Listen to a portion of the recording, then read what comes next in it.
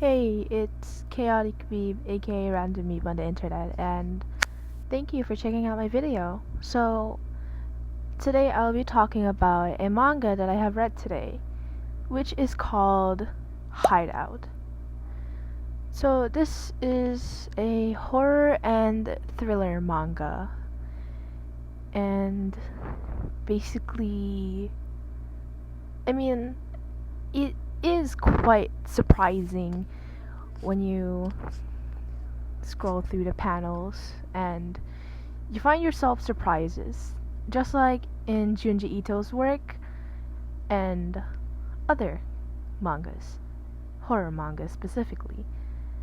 This particular one is both sides have good and bad sides. And to be honest, I don't really know which one to blame in the story, but okay, I'm just going to try to summarize the manga, I guess. So, the story begins with a married couple on vacation to an island, and the husband brought his wife there so that they could maybe start over or maybe fix their marriage after some incident that happened like a few years ago. And he wanted to take her into the mountains to a waterfall that could quote unquote fix their marriage, because he said that people claimed to have went there, and when they enjoyed the view they became happy, and so they named the waterfalls the Waterfall of Happiness, and he wanted to bring his wife there so that they could be happy together. The wife mocked him and said that it wasn't true and it's a waste of time and it's stupid. And so they drove into the mountains. It was night. I have no idea why they wanted to go at night, but they stopped suddenly, and the husband said, "We ran out of gas." I mean, you lying little. Anyways, he said that they were out of fuel, and so they set out and walk out of the car and try to go to somewhere for help. And so they walked out in the rain at night in the woods in the mountains. And they stopped and they had another conversation. This time, the husband did something that I did not expect. Like, I didn't even know why he wanted to get a wrench out of his back truck. I originally thought that he brought it out for protection, but it was something I really did not expect, not at all. So pretty much before the husband stopped the car, the wife was blaming him for their son's death. And I mean, I would be pretty tired too, but like as I read all the way to the end of the manga, I realized that they're both at fault. So the wife already figured it out of why her husband brought her all the way out here alone. It was because he wanted to get rid of her, and so he planned to kill her. And she made a run for it. And the husband went completely insane because of all of the blame that was on him. Yeah, it is a terrifying thing. It makes me want to rethink my thoughts about being in a relationship, and I don't think I want to get married nor have kids. So anyways, the husband explained that the mountain was once a place where war, slaughter, and bloodshed happened. And so it's very common to see bones and dead bodies. And he picked that spot so that the cops will not really suspect that it was a murder, because it was already a murder place. So they did not want to get into the case.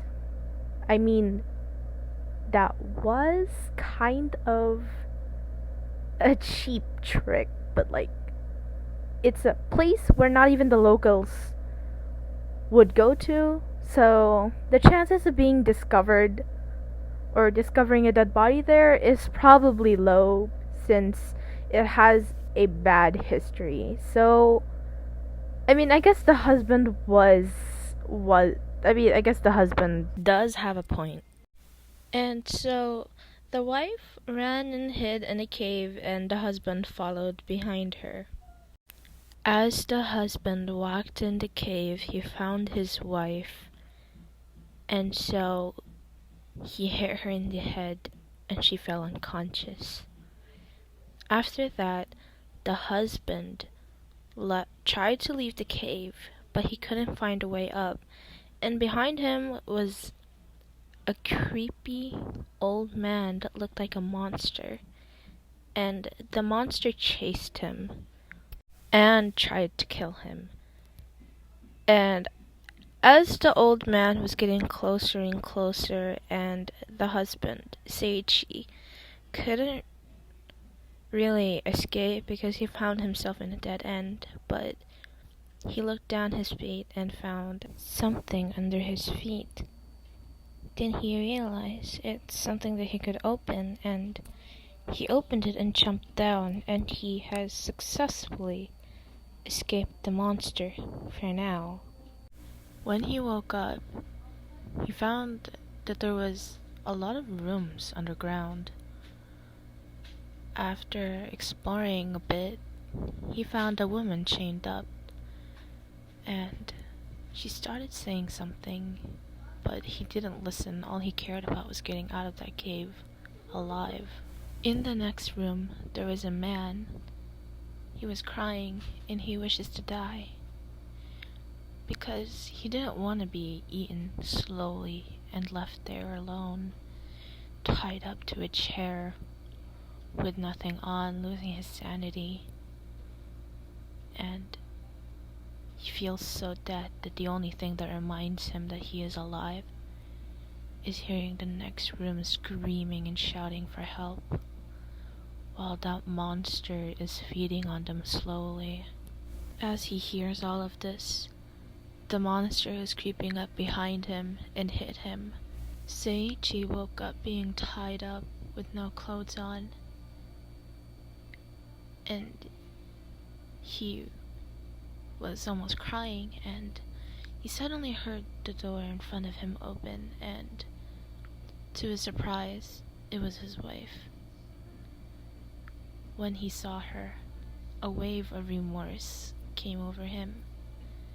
It wasn't because of trying to kill her, it was because he failed to finish the job. After the wife left and revealed that the monster helped her and healed her wounds, a little boy that he saw after knocking her unconscious before being chased by the monster came in the room, looked at him, and said that he smelled like his mom. And he said to Seiichi that he wanted his mom, and so Seiichi made a deal with the kid that he would take him to his mom as long as he tells him where to get out of there. And after that, the scene moved to Seiichi's wife, Miki, in a room seeing the exit, and the monster pushed her down and pinned her on the bed, and she is doing something so disgusting that she is seducing the monster to let her live. And it's just honestly so disgusting that she would go that low to seduce a horrible looking monster like that just for her to live. But it's quite understandable, but still. She even said that she would take his babies.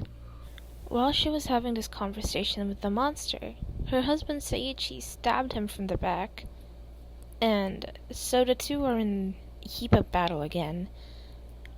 But Miki made a run for it. She escaped to the next room and tried to escape up the cave herself, but the monster was not happy, and so he killed her himself.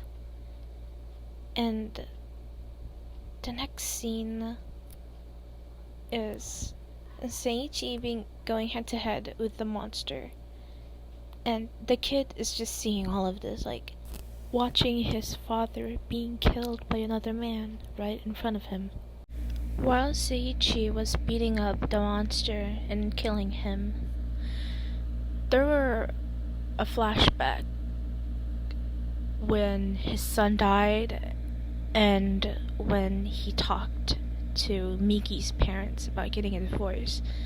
And they said good idea because she could use that to get compensation to exploit his money, because he is leaving his grieving wife after it was his fault that their child has died. And another flashback wherein he tried to apologize to Miki, but she said no, and she never wanted a kid anyway, and it was his fault that their kid died.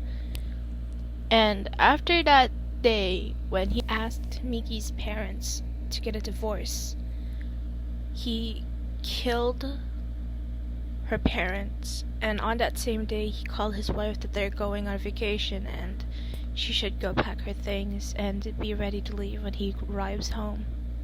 And now Seiichi has successfully killed the monster, and he brought the kid to his mother, and the mother was happy that she could finally be free, but what she didn't expect was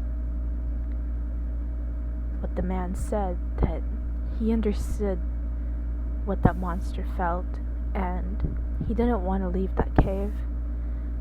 He said, "Why would you ever need to leave when all you have is family?" And so a few years later, a couple was driving into the woods or forest, and they were out of fuel, and then they found Seiichi's old car from years ago, and they found a book, and it had some messages to it. Finally, I have a favor to ask whoever is reading this. I've been here by myself for so long, I'm so lonely. I want to meet you, I want to welcome you. You, reader of this book, if you happen to find an entrance to the cave, don't hesitate to come in. Help me, I can't bear it anymore, I don't want to be alone anymore. Help me, I can't bear it anymore. I don't want to be alone anymore. As you turn a chapter, you see how Seiichi himself has turned into a monster. I'm Seiichi Kirishima. You're in my family, the note says. And that is the end of the story. Hey, it's me, Chaotic Weeb, and I hope you enjoyed my video about the manga today. And I'm sorry if my voice needed some improvements, so I hope you comment and tell me what I need to adjust so that I can probably make a better video next time. Thank you for watching. Bye.